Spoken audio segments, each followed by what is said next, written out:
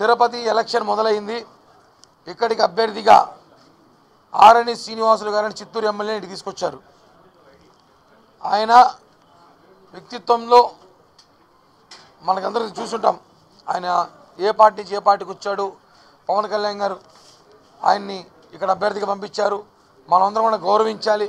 మా పార్టీ అధ్యక్షులు పవన్ కళ్యాణ్ గారు చెప్పినట్టు మేమందరం నడుచుకోవాలి. ఇక్కడ టీడీపీ జనసేన ఉమ్మడి అభ్యర్థిగా ఉన్నప్పుడు ఆయన గెలిపించాల్సిన బాధ్యత మా మీద ఉందని కూడా తెలుసు. అలాగే ఆయన వచ్చినప్పటి నుంచి ఇక్కడ అనేక వివాదాలు స్థానికంగా ఆయన స్థానికుడు కాదని, ఆయన మీద భూ కబ్జాలు ఉన్నాయని, ఆయన మీద చిత్తూరులో అనేక కేసులు ఉన్నాయని, చాలామందిని హింస పెట్టడానికి రకరకాలు మాట్లాడతారు. రాజకీయాల్లో వచ్చినప్పుడు రకరకాలు మాట్లాడతారు, అవి సహజమే. కానీ ఇక్కడ ఏమైందంటే సమస్య, ఇక్కడున్న జనసేన పార్టీ నాయకులు కానివ్వండి, ఇంకా ముందున్న కార్యకర్తలు కానివ్వండి, ఆయన వ్యక్తిత్వం మంచి పవన్ కళ్యాణ్ గారు ఏ నిర్ణయం తీసుకుని ఆలోచించి తీసుకుంటారు. కానీ ఇక్కడ వార్డు మెంబర్లో సమస్య వచ్చింది. ఇక్కడ వార్డు అధ్యక్షులు మార్చేస్తామని రావడము, ఎవరో చిత్తూరు నుంచో పుత్తూరు నుంచో నగిరి నుంచో వార్డు అధ్యక్షులు తీసుకుని పెడతాము అని చెప్పారు. దాని మీద కూడా మీటింగ్ పెట్టి భరోసా ఇచ్చాం. పవన్ కళ్యాణ్ గారు మనుషులం మేము.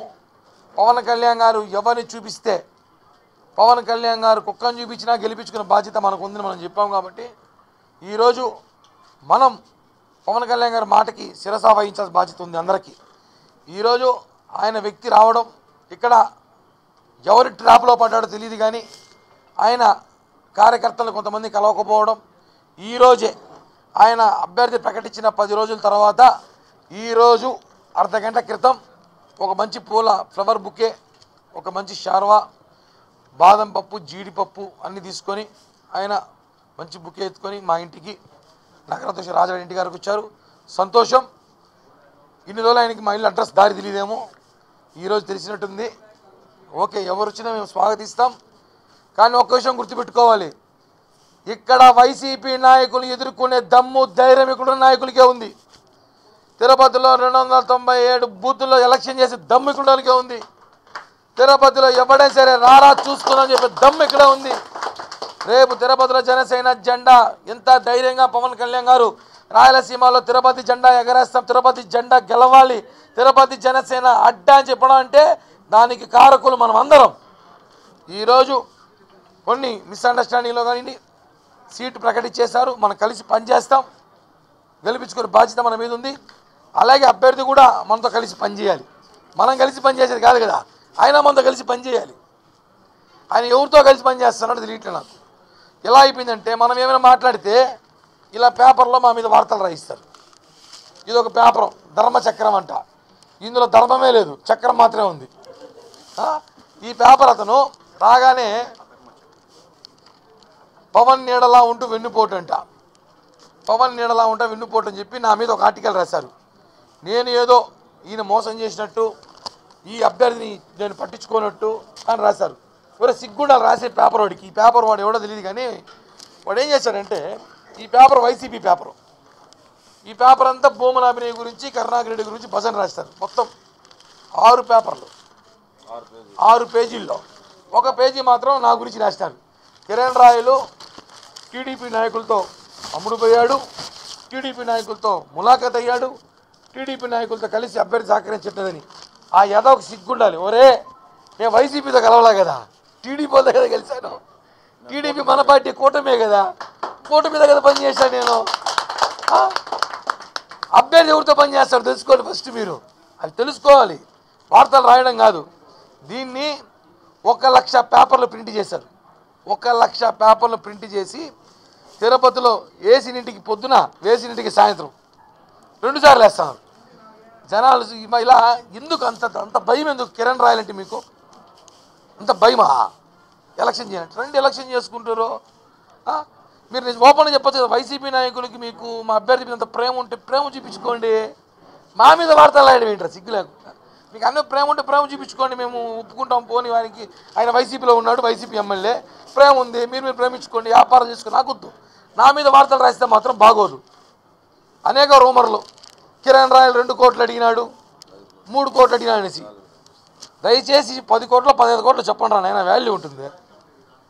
2 కోట్లు 3 కోట్లు పడిపోతారు కిరణ్ రాయల. 10-15 కోట్లు చెప్తేనా నమ్ముతారు మా వాళ్ళు కూడా. అందరు తలా ఏదో ఇస్తాను అందరికీ, మళ్ళీ 2 కోట్లు ఇచ్చి పంచలేమేడా? చెప్పవాడికి సిగ్గు ఉండాలి. పంచడానికి 2 కోట్లు జాడి సరిపోతుంది. ఒక ఫస్ట్ లైన్లో తినేస్తారు, ఇంకా వీళ్ళే తినేస్తారు 2 కోట్లు. ఏమైనా రాజకీయాలు చేయాలంటే దమ్ము ధైర్యంతో మగాడిలాగా చెయ్యండి రా నాయనా. మీరు కిరణ్ రాయల్ని ఏదో బ్యాడ్ చేయాలనో, జనసేన పార్టీని బ్యాడ్ చేయాలనో, ఎలక్షన్కి కిరణ్ రాయలు ఉంటే రేపు ఎలక్షన్ చేయలేమేమో, తిరుపతిలో వైసీపీని ఎదుర్కొంటాడేమో, కిరణ్ రాయల్ మీద అనేక కుట్రలు చేయాలనో చేస్తే ఊరుకోను.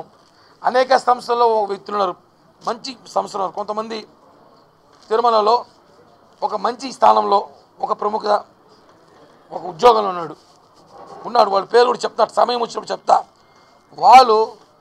వాడు వృత్తి పక్కన పెట్టి వాళ్ళ వ్యాపార కొండపైన రోజుకి 50,000 1,00,000 రూపాయలు వాళ్ళకి వడ్డీలు వస్తాయి. ఏదో తట్లో పెట్టుకోరు కొండపైన వ్యాపారాలు, అవి పక్కన పెట్టి బ్రోకర్ పనులు చేస్తారు రాజకీయ నాయకుల దగ్గర. వాళ్ళు వృత్తి పక్కన పెట్టి బ్రోకర్ పనులు చేస్తారు. అలాంటి బ్రోకర్ పనులు నేను చేయట్లేదు కదరా, నేను బ్రోకర్ పనులు చేయట్లేదే. ధైర్యంగా చెప్తా, నన్ను ఎలక్షన్ చేయాలంటే చేస్తా, చేయనని చెప్తా.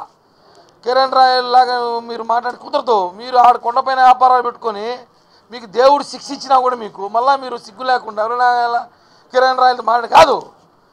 రేపు ఎలక్షన్ అయిపోతూనే గుడ్డల ఓడదీసి ఎవడైతే నా గురించి మాట్లాడుతున్నాడో ఒక సంస్థలో ఉండి కొండపైన బ్రోకరేజం చేస్తూ వైసీపీ కార్యకర్త పెద్దిరెడ్డి దగ్గర అనుచరుడుగా ఉండి, ఇటుపక్క తిరుపతి ఎమ్మెల్యే కరుణాకర్ అనుచరుడుగా ఉండి, మా పార్టీలో మా నాయకులు ట్రాప్లో పడి మాకు నువ్వు విద్యాంశాలు మాకు రాజకీయాలు నేర్పద్దు.